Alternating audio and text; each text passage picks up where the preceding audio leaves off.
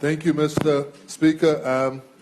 I'm Honorable Former Minister Yes. Weeks, and Mr. Speaker, on a serious note, I rise to my feet this afternoon, feeling compelled, Mr. Speaker, to address an issue that is deeply concerning to most of us.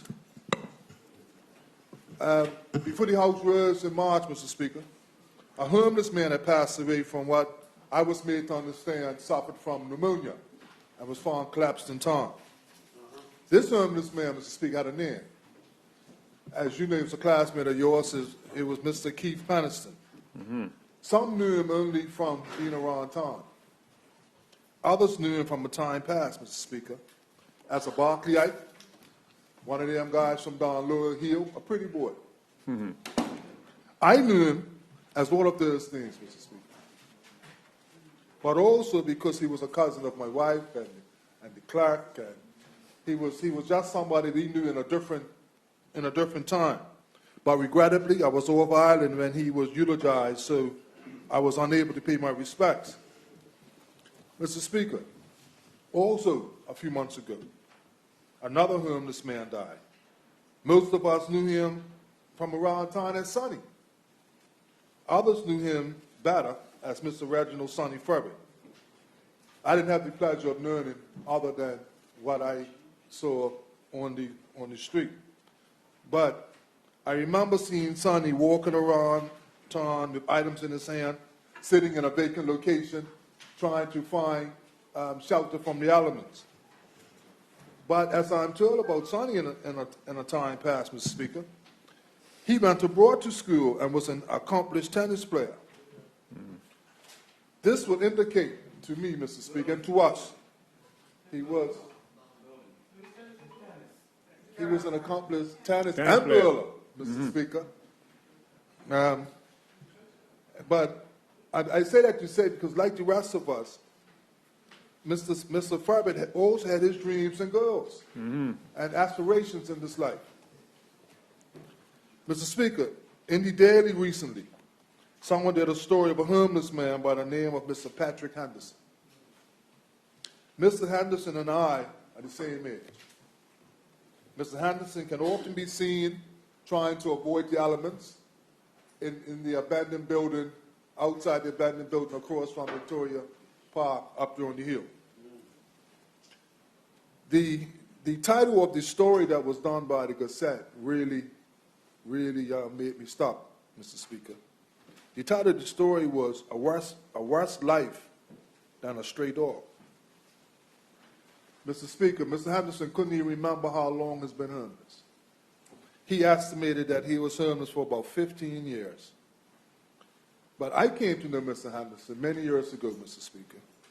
We call him Patrick, or Pat, when he was a medic with the mighty Dandytown Hornets way back 20 plus years ago.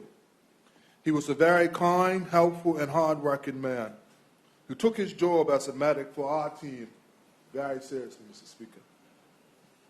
Then there's the story of a young man, Mr. Speaker, who not many days ago was discovered living down among the brush in St. George's, where the new hotel is being built. Excavators cutting down trees in the area stumbled upon his well put together outdoor space built in the brush. This space had rooms that he had created out of materials from.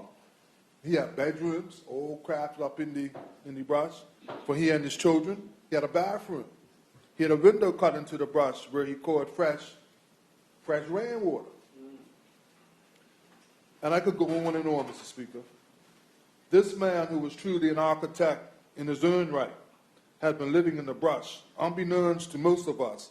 But his home now has been displaced. These stories, Mr. Speaker, could be repeated 100 times over, as there are just that many persons that find themselves in Bermuda homeless, or just a paycheck away from being homeless, Mr. Speaker. Having worked at the Salvation Army for the better part of these last 2 years, Mr. Speaker, I got to see and hear firsthand about the struggles of a growing segment of our society. Financial assistance is doing a commendable job, I have to say, Mr. Speaker, with the task of helping or assisting the unemployed, the underemployed, the physically challenged, our seniors, and so forth. But our challenge, Mr. Speaker, is to address the growing population of the homeless. We have heard of the poor state of our current homeless shelter, presently being run by the Salvation Army. I have been there, Mr. Speaker, not just as a visitor, being guided around, but as an employee, Mr. Speaker, having to do occasional business at the shelter. This shelter, Mr. Speaker, is long past its expiration date. There is currently work being done to remedy some of the issues of an aging facility, and for that I commend the Minister of Public Works and our government for trying their best to keep this facility going. But it is time for us as a country, Mr. Speaker, to invest in a multi-purpose facility that will address the changing needs of our homeless. And I say our, Mr. Speaker, because these homeless that we speak of are ours, our family, our friends, those that we came up with, so it's not us and them. We have to address what's happening to our community. Some of those, Mr. Speaker, just need a bed. Others need much more than that.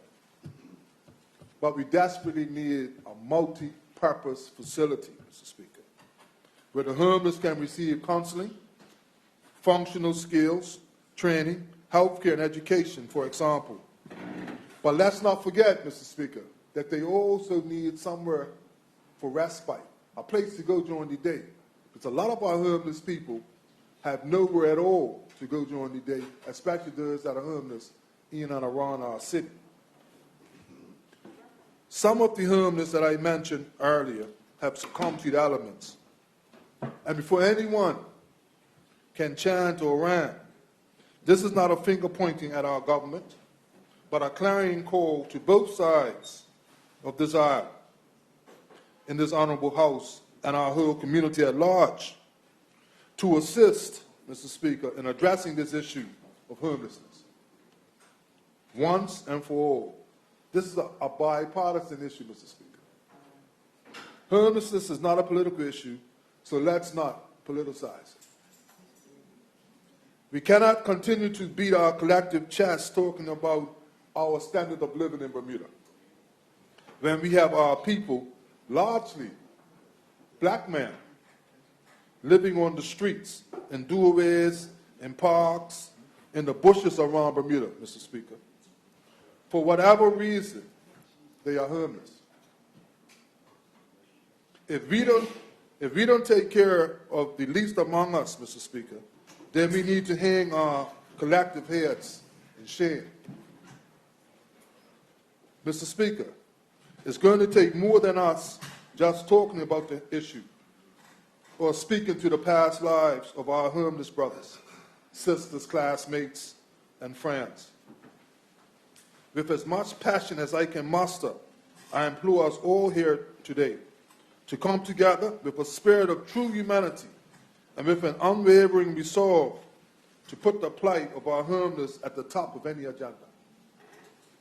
We can't put a price tag on this most critical of issues.